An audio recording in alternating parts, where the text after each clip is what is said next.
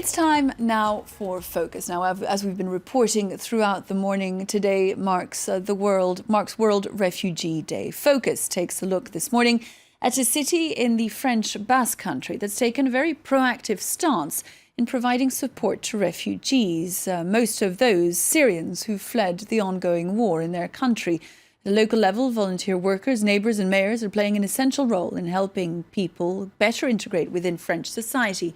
In 2014, France granted asylum to 14,500 refugees, 20,000 in 2015. This report by Julie Chouteau, Julien Cholin and Luc Schrago.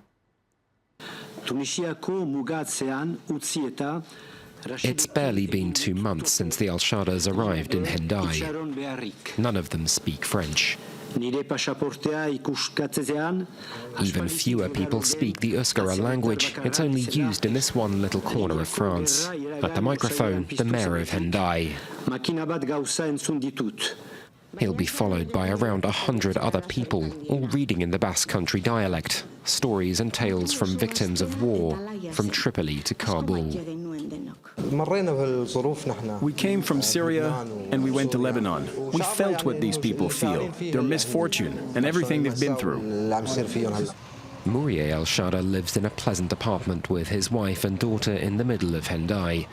It belongs to the mayor himself, but it's freely available to all who need it. The family has found a measure of calm, in stark contrast to the madness they'd fled. Their home in Homs was bombed. Mourier still has a few photos on his mobile phone, but for him that's the past. The family prefers to focus on the future. I would like to rebuild my life now. I would like to find work, housing. I want my life back.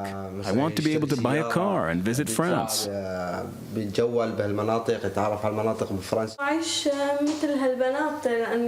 I'd like to live like any girl my age. Something I couldn't do in Syria with everything that's happened.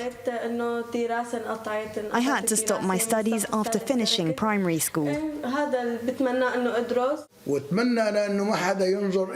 I'd like for people to stop seeing us as refugees.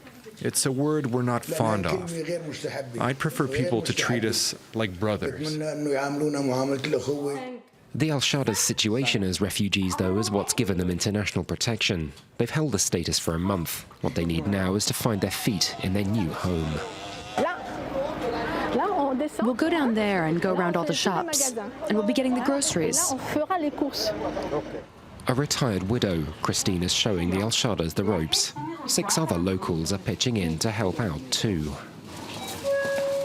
You see the rice there, it's very good. And it's not expensive either. A French-Arabic dictionary has proven indispensable. Like that, all the way down to the tourist office and the seafront. Yes, yes. And then we'll come back to the square with the town hall, where you can get easily back home.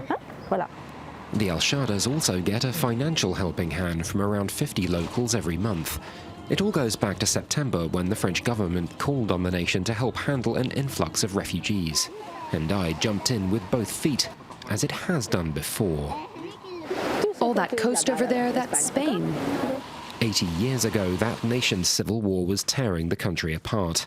Hendaye was on the front line of towns to take in those who fled the chaos. In 1936, on this bridge here, we took in nearly 10,000 refugees in just a few days. Republicans and Spanish Basques. They crossed the border and found themselves in Hendaye. At the time, there were just 4,000 inhabitants there. 10,000 refugees for 4,000 people. Today, though, we have 2 families, 7 Syrians for 17,300 of us. An association was set up this year to handle the new arrivals, but it wasn't always smooth sailing. For the most part, even the priests, they wanted to welcome in Christians from the Middle East rather than Muslims or those from other religions. But it seemed important to me that we could open our doors to anyone who came to Hendaye. The poor things didn't choose this. We take them as they are. Even so, it took French authorities 7 months to give the Al-Shadas and Hendaye the green light. Too long and far too complicated for those on the ground. We found it a little strange that on one side there was an official call for help from the government, and on the other, these administrative constraints that we weren't expecting. Even once families have asylum, their problems are far from over.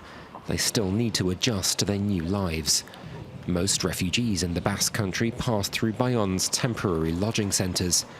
The Arayev family spent a year in one. Originally from Azerbaijan, two of the younger brothers agreed to speak to France 24, though only on condition of anonymity. It's been a year since they came here, and while the pair have picked up some French, they still haven't found work. For them, the exiles left them with a sense of unfairness. While their situation's the same, Syrians and Iraqis are given priority. Refugees classed as such from other nations are still waiting. Back home, all three brothers and their father worked in qualified employment. They worked their way to Europe through Russia and Poland, crossing borders illegally with their wives and children. 7 months after they were granted asylum, they still have no definite right to remain. They found us a place to live. They give us money, social security cards, and so on. But there's no special project to integrate refugees into French society. The Arayevs would finally leave for another town in the Atlantic Pyrenees, seeking better opportunities. The region took in 184 refugees last year, over twice as many as the year before.